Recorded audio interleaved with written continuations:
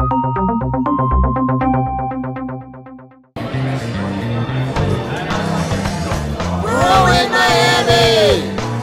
I'm Evan Benn, Miami Herald food editor and craft beer fan. Today we're talking with Peter Schnebly, founder of Miami Brewing Company, and Ed Roberts of Total Wine & More, and we're drinking a beer that's near and dear to Peter's heart, Sharkbait. That's a wheat ale with mango from Miami Brewing Company. We'll drink it in just a second. First, let's meet our guests. Peter Schnebly has made his family name known by producing flavorful tropical fruit-based wines from Schnebly Redlands Winery's beautiful property in South Dade. In 2011, he branched out to craft beer, adding Miami Brewing Company to the grounds.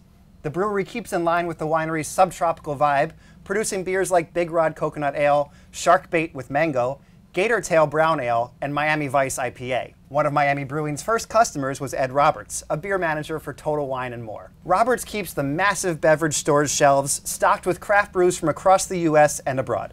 I am so excited for our beer of the week, which is Sharkbait, your beer. I think it's kind of like a perfect summer beer. It's really refreshing, but also it comes in a can, which is kind of good for taking it to the beach or the golf course.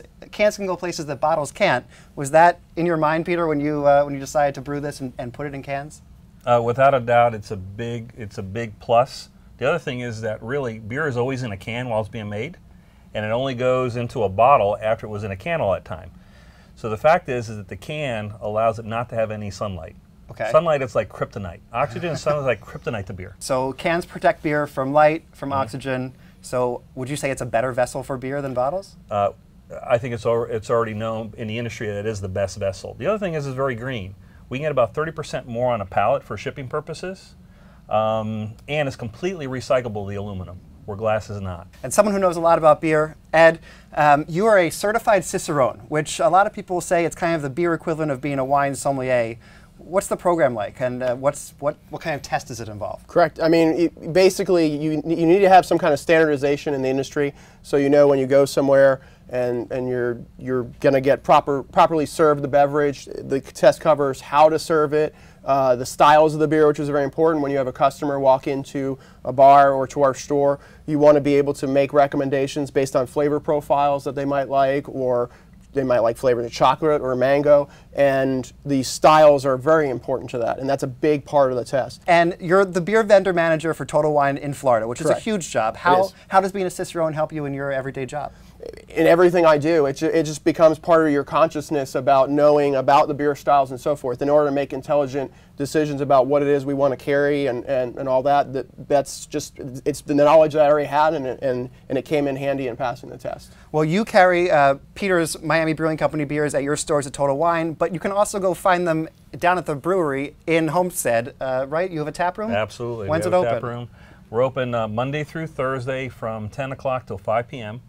Fridays from 10 to 11 p.m., Saturdays from 10 to 11 p.m., and Sunday from noon to 5. And this is a beer show, but if someone wants to have wine, could they find it there too? We have a little bit of wine there too. And we do tours of both the winery and the brewery. You see where we make it and how we make it. It's, I think, a beautiful property. I think you're going to enjoy it. All right, great. Well, let's bring the property here and drink some Sharkbait. Okay. It's drink time.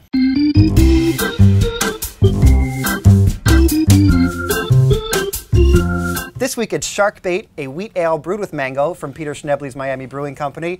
Peter, what was the inspiration for Sharkbait? Miami. Miami mango, makes sense? Yes, Miami mango. We want it to be refreshing. We want it to be something, if you're on the boat, you drink it, you're refreshed, but it's not too heavy. It's 5.3% alcohol by volume, so that's totally easy to it's right have in a the couple, middle there. Right? Yep. And I think the other thing is with wheat beers, you want to have some acidity. Like the Blue Moon has the orange, we chose the mango, has a nice bright acidity to it. Ed, you must see a lot of fruit beers brewed with fruit at the store. How does this compare to others? We have a lot of fruit beers, and what I would say about this one, what I like about it, is the fruit is well integrated. You get the fruit flavor, you know what it is, but it doesn't hit you over the head. A lot of the fruit beers that we have are over the top. All right. What would you pair this with food-wise, Peter?